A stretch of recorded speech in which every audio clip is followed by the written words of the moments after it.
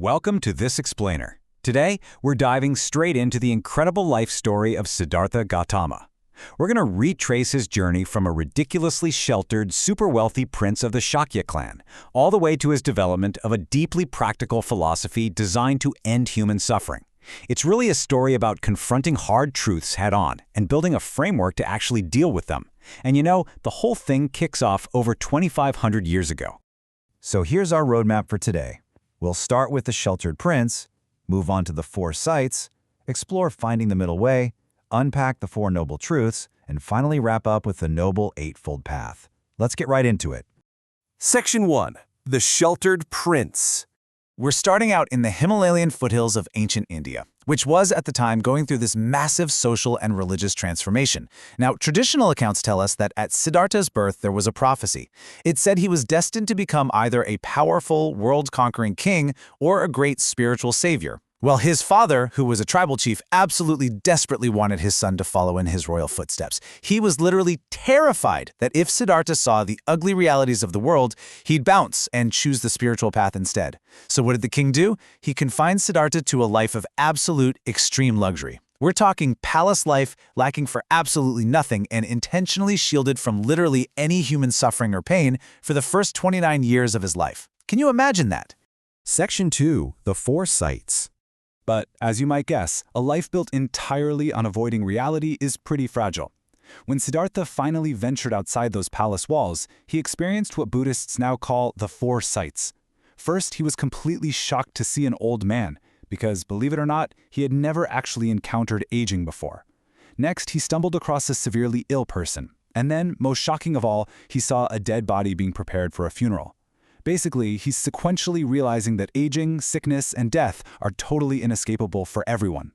But it was the fourth sight, a traveling ascetic monk with this serene face, someone who had completely given up worldly pleasures, that offered him a tiny glimmer of a different path. Looking at all this, Siddhartha turned to his coachman and asked a heartbreaking question. Am I too subject to this?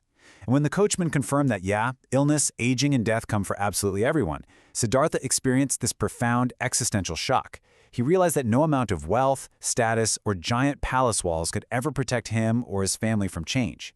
And driven by that massive urgency, he actually renounced his princely title, left his fine clothes and his family behind, and literally wandered off into the woods to find a solution to human suffering.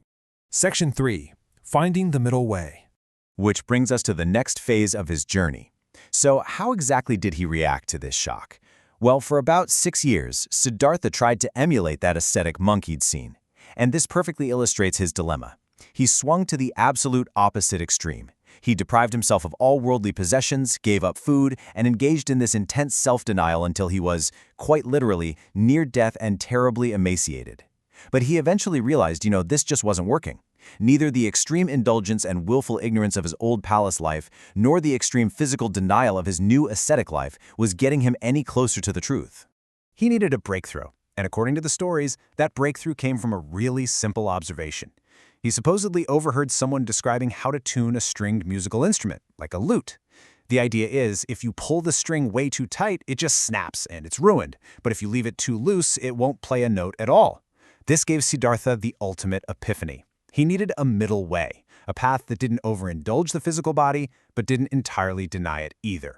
Fully embracing this middle way, he accepted a bowl of rice milk to get his strength back, and he traveled to a village called Bodh Gaya. Once there, he sat right beneath a sacred fig tree, which we now know as the Bodhi tree, and he made a vow. He vowed not to move a muscle until he understood how to live without suffering. So for 49 days, he sat there in deep, unwavering meditation.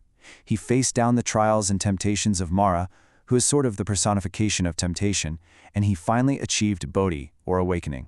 He fundamentally understood the constant flux of the world, and in that very moment, Siddhartha Gautama became the Buddha, the enlightened one. Section 4. The Four Noble Truths. Now, having achieved enlightenment, the Buddha didn't just keep this incredible knowledge to himself. He actually traveled to a deer park in Sarnath to deliver his very first sermon, where he laid out a diagnostic framework called the Four Noble Truths. The first truth is dukkha. Now, people often just translate this as suffering, but it actually means that existence is transient. It's incapable of fully satisfying us, and it naturally involves pain and, well, just not being at ease. And here's the thing, this isn't meant to be a pessimistic worldview, not at all. It's just a super pragmatic acknowledgement that suffering and impermanence are simply part of dealing with the world exactly as it is. Everything is constantly in flux. So if the first truth is the symptom, the second truth, Samudaya, is essentially the medical diagnosis. It reveals that the true origin of our suffering is rooted in our own continuous craving, our thirst, and our attachment. Basically, we desperately want permanent states of being in a world that is fundamentally impermanent. We constantly crave pleasure, material goods, and even immortality, things that are absolutely bound to change. And because those wants can never be permanently satisfied, it's our attachment to them that actually generates our suffering. But don't worry, the third truth, Nirodha, offers the cure. It boldly states that an end to this suffering is actually possible. By intentionally letting go of this unquenchable thirst, by actively severing our attachment to the transient world and putting a stop to our cravings, we can achieve true liberation. This puts an end to the suffering and allows a person to reach a transcended state of peace and enlightenment known as nirvana.